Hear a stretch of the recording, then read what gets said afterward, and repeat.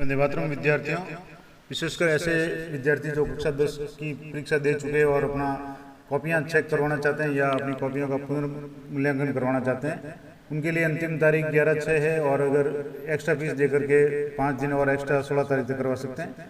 इसके लिए आपको बोर्ड की साइट पे जाना है और स्क्रूनिटी वाला जो टैब है उस पर क्लिक करना है और सबसे पहले आपको रजिस्ट्रेशन करना पड़ेगा, जिसमें आपको सबसे पहले अपनी क्लास सेलेक्ट करनी है, उसके बाद अपना रोल नंबर, उसके बाद आपके मोबाइल नंबर। मैंने पिछले वीडियो में बताया था कि मोबाइल नंबर आपको वही एंटर करने हैं जो आपके पास हो और हर समय मोबाइल चालू हो, क्योंकि इस पर ये OTP और सारे जो भी मैसेज होंगे वो इसी पे आएंगे। इसके अलावा ईमेल आईडी जो वर्किंग कंडीशन में वो आपको ध्यान रखनी है। बैंक अकाउंट नंबर जिसमें आप रिफंड चाहते हैं, अगर आपकी कॉपी सही होती है और आपके नंबर कम दिए हैं और आप नंबर बढ़ते हैं तो आपको पैसे वो पुनः मिलेंगे, तो वो अकाउंट नंबर आपका या आपके परिवार के सदस्य का हो। अकाउंट होल्डर का नाम लिखना है, IFSC कोड, बैंक ब्रांच का नाम लिखना है और अपना एड्रेस नीचे लिखना है, पिन कोड। और डॉक्यूमेंट में आपको अपना आधार कार्ड या अपना एडमिट कार्ड या कोई भी परिचय पत्र जो फोटो युक्त है उसकी फोटोकॉपी सेल्फ अटेस्ट करके आपको अपलोड करनी है। और उसके बाद में जैसे ही यहाँ अपलोड करेंगे तो अपलोड का जो ऑप्शन है इसमें आपको चूज फाइल में जाना है और अपलोड करने के बाद में आपको यहाँ कैप्चा जो दिया हुआ है वो आपको भरना है। और कैप्चा भरने के बाद में एक पहले PDF है वो अपलोड हो जाएगी, और अपलोड अगर नहीं होती है तो आपको क्या ध्यान रखना वो भी आपको इसी वीडियो में आपको बताऊंगा। अब जैसे यहाँ कैप्चा भर के आपको यहाँ प्रमाणित करता हूँ कि उपरोक्त सूचनाएं या विवरण मेरी जानकारी के अनुसार पूर्णतः सही है और सत्य है। मैंने स्वयं परीक्षा दी है और मुझे उत्तर पुस्तिका की स्कैन प्रति की आवश्यकता है। किसी अन्य अभ्यर्थी के लिए आवेदन नहीं किया है और नियमों और निर्देशों को भलीभांति आवेदन करके ही आवेदन किया और जिन्हें स्वीकार करता हूँ। और उत्तर पुस्तिका प्रति आवेदक की आपत्तियों का निस्तारण ऑनलाइन ही किया जाएगा। अतः आवेदन अपना ही मोबाइल नंबर और ईमेल आईडी दें और यहाँ रजिस्टर पे आपको क्लिक करना है। ये पूरा एक बार आप नियम अच्छी तरह से पढ़ लें और चेक बॉक्स पे आपको राइट क्लिक करना है, तभी ये रजिस्टर का ऑप्शन है वो काम करेगा। अब जैसे यहाँ रजिस्टर पे ऑप्शन पे लिखे आप क्लिक करेंगे तो जो फाइल है वो अपलोड हो जाएगी। अगर अपलोड नहीं होती है तो ऊपर मैसेज आ जाएगा कि किसी भी कारण से अपलोड नहीं होती है। तो अब जैसे मैंने यहाँ रजिस्टर पे क्लिक किया तो कुछ सेकेंड का समय लेगा। साइट पे थोड़ा निर्भर है कि अगर साइट पे लोड ज़्यादा होगा तो समय ज़्यादा लग सकता है, नहीं तो कुछ ही सेकंड में आपके जो फाइल है आपने जो भी PDF अपलोड की है वो PDF आपको यहाँ मैसेज आ जाएगा कि PDF अपलोड सक्सेसफुली हो चुकी है। और अगर नहीं होती है तो आपको क्या ध्यान रखना है वो भी मैं बताऊँगा। तो ये जैसे थोड़ा सा समय ले रहा है तो आपको कुछ सेकेंड का इंतजार करना है। कई बार साइट में थोड़ी प्रॉब्लम होती है। अभी आ रहा है कि error in upload size of ID proof should be less than 500 KB। तो इसका मतलब हुआ कि जो PDF आपको अपलोड करनी है वो विशेष रूप से आपको ध्यान रखना है कि 500 KB के अंदर ही करनी है। अगर मान लो आपकी PDF है 500 KB से ज़्यादा है तो आप उसको कंप्रेस कर लें या कम कर लें, स्कैन करके कैसे भी करके, खूब सारे तरीके। तो आपको दोबारा जो भी 500 KB के अंदर की PDF है वो आपको अपलोड करनी है और अपलोड करने के बाद में दोबारा कैप्चा कोड भर के करना है। तो ये आ गया कि प्लीज़ अपलोड आइडेंटिफिकेशन, यानी जो अभी भी है वो फाइल अपलोड नहीं हो पा रही है, जबकि मैंने PDF इसको रिसाइज कर दिया, इसकी साइज है वो कम कर दिए। तो कैप्चा कोड आप दोबारा या रिफ्रेश पे जा करके या दोबारा एक बार फाइल को आप सेलेक्ट कर लें जहाँ भी फाइल आपने सेव की हुई है। कोशिश करें कि फाइल को नाम दें ताकि पहचान में आराम से आ जाए। और रजिस्टर पे आपको वापस दोबारा फाइल को सिलेक्ट करके कैप्चा कोड भरने के बाद में आपको रजिस्टर पे क्लिक करना है। अब जैसे रजिस्टर पे क्लिक करेंगे तो फाइल है वो अपलोड हो जाएगी, क्योंकि KB है वो 500 KB के अंदर उसकी फाइल की जो भी आप ID प्रूफ अपलोड कर रहे हैं उसकी साइज है वो 500 KB के अंदर होनी चाहिए, उससे अधिक होगी तो नहीं होगी। अभी आ गया OTP has been sent to your mobile number and email ID। तो आपने जो भी मोबाइल नंबर और ईमेल ID दिया वहाँ आपको OTP मिलेगा और वो OTP नीचे जो इंटर OTP कोड है इस पर आपको यहाँ से इंटर करना है। OTP इंटर करने के बाद में आपको रजिस्टर पर क्लिक करना है। तो डॉक्यूमेंट अपलोड होने के बाद में आपको OTP आएगा और OTP के बाद में आपको रजिस्ट्रेशन पे जाना है और रजिस्टर पे कुछ सेकंड के बाद में सक्सेसफुल आ जाएगा। तो ये आ गया कि अप्लाइंग फॉर क्लास 10 रीटोटलिंग। आप स्टूडेंट ID या लॉगिन ID आपकी आ जाएगी, उसको आपको नोट करके रखना है। रोल नंबर आपको चेक कर लेना है, नाम स्टूडेंट का चेक कर लेना है, फादर का नाम, मदर का नाम, मोबाइल नंबर और ईमेल ID, ये विशेष रूप से आपको ध्यान रखना है। उसके बाद में ये लिखा हुआ है कि समीक्षा के सभी विषय एक बार में ही चुनना अनिवार्य है।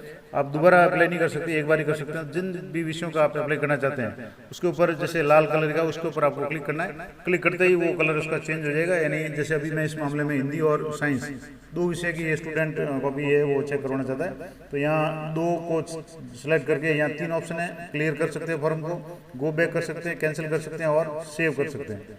अब जैसे एक बार चेक कर लें कि हिंदी और साइंस 2 विषय आप जो भी विषय करना चाहते हैं उस पर आपको क्लिक करके अब जैसे सेव पे करेंगे तो एक बार दोबारा आपको कंफर्मेशन का पूछेगा कि इसमें कोई भी चेंज नहीं होगा एक बार आपने अगर क्लिक कर दिया तो।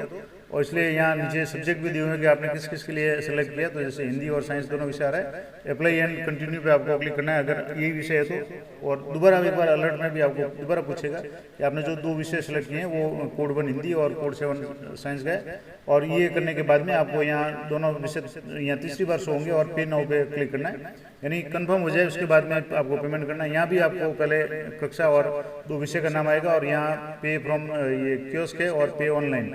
आप ई मित्र से करना चाहते हो तो वहाँ से या कियोस्क है तो आपको यहाँ से स्लिप लेनी है। ऑनलाइन आप debit card, ATM, net banking किसी से भी करना चाहते हैं तो पे ऑनलाइन पे आपको क्लिक करना है। पे ऑनलाइन पे क्लिक करने के बाद में आपको अलग अलग तरह के ऑप्शन इसमें खुलेंगे, जैसे नेट बैंकिंग है, SBI है, ICICI है, PNB है, किसी से भी आप कर सकते हैं। अगर नेट बैंकिंग आपके पास नहीं है तो आप एग्रीगेटर वाला ऑप्शन है ये आप सेलेक्ट कर सकते हैं। और जैसे ही इसमें सेलेक्ट करेंगे तो इसमें आपको बैंक सेलेक्ट करना है। जैसे इसमें बिल डेस्क से आप कर सकते हैं, जिसमें आप debit card, ATM, credit card किसी भी से भी माध्यम से कर सकते हैं। अब जैसे मैं डेबिट कार्ड से करना चाहता हूँ तो यहाँ से आपको डेबिट कार्ड इस पर बिल डेस्क पे आपको क्लिक करना है।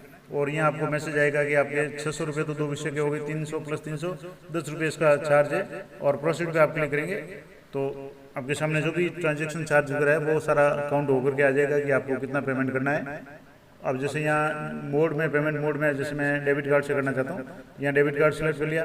डेबिट कार्ड के number, expiry date, CVC number और कार्ड होल्डर का नाम सेलेक्ट करके आपको क्लिक करना है। अब जैसे 610 + 303 रुपये 88 पैसे कन्वीनियंस फीस है और GST के 70 पैसे, 614 रुपये इसके कटेंगे 2 विषय के। तो जो भी आपके चार्ज होगा वो आ जाएगा। और आपको यहाँ से जैसे नेट बैंकिंग से या जिससे भी कर रहे हैं यहाँ आपके OTP आ जाएगा। और जैसे डेबिट कार्ड से करो तो यहाँ OTP आ जाएगा। OTP एंटर करने के बाद में आपको मेक पेमेंट पे क्लिक करना है। और मेक पेमेंट पे क्लिक करने के बाद में आपको यहाँ से एक बार कंफर्म कर लेना है। मेक पेमेंट पे आपके मोबाइल में मैसेज आ जाएगा कंफर्मेशन का, और उसके बाद में पेमेंट का सक्सेसफुल का भी मैसेज आ जाएगा। और आपका जो भी फॉर्म है वो या आपने जो भी अप्लाई किया है वो सारा डिटेल्स यहाँ हो जाएगी। ये प्रिंट रिसिप्ट पे आप ये रिसिप्ट है आपके आ जाएगी, जिसमें ट्रांजैक्शन सक्सेसफुल का मैसेज आ जाएगा। इसमें आप डिटेल्स चेक कर लें, आपका जो भी स्टूडेंट का नाम है, क्लास है, फादर का नाम है और जो भी डिटेल्स है, ट्रांजैक्शन ID है और स्क्रूटिनी नंबर या यूजर ID जो आपको याद रखना है या ध्यान रखना है। अमाउंट कितना पेड किया है, क्लास कौन सी है, सब्जेक्ट कौन सा है, ये सारी डिटेल्स आ जाएगी। इसको आप प्रिंट करके रख सकते हैं, PDF के रूप में रख सकते हैं, आप इसकी स्क्रीनशॉट लेकर के सेव भी कर सकते हैं।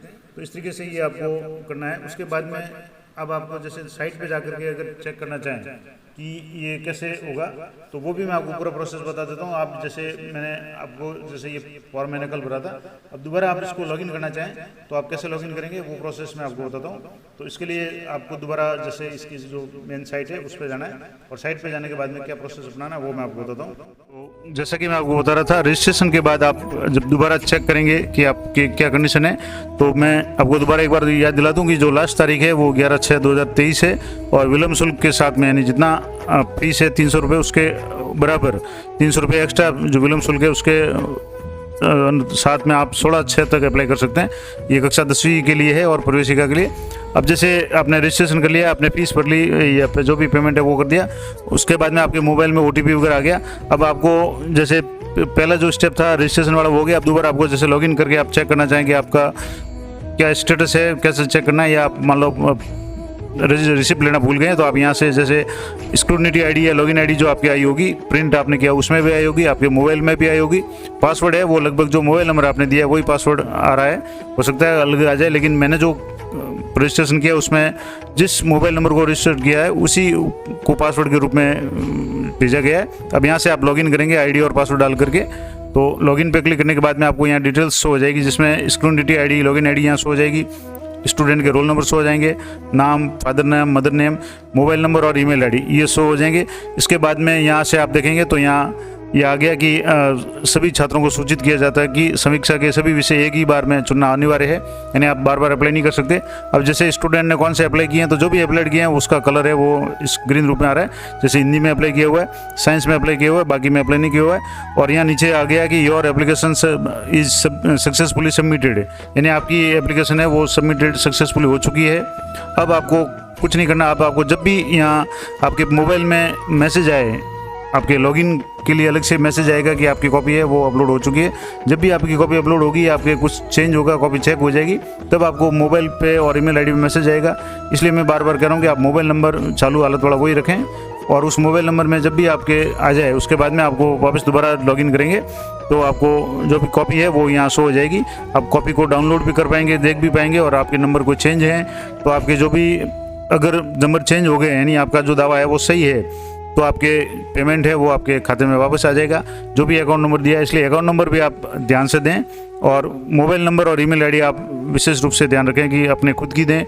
चालू मोबाइल नंबर दो जो इनकमिंग वगैरह सारी सुविधा उसमें हो, नहीं तो ऐसा नहीं कि मान लो कुछ समय के बाद में जब भी आपका नंबर आए और आपके मैसेज आए और आपके इनकमिंग वगैरह बंद है या मोबाइल नंबर किसी और का है तो आपको पता ही नहीं चले, तो आपकी जो फीस भरी है वो वेस्ट चली जाएगी। इसलिए आप ये विशेष ध्यान रखें कि ईमेल आईडी और मोबाइल नंबर, और ख़ास करके मोबाइल नंबर आप सही दर्ज करें, अपना खुद का दर्ज करें या अपने परिवार के सदस्यों का दर्ज करें, और सतर्क रहें कि जब भी मैसेज आए OTP या जो भी पासवर्ड वगैरह जो भी आए कि आपकी कॉपी है अपलोड हो गई है, तब आप उसको डाउनलोड कर सकते हैं, वो ध्यान रखें।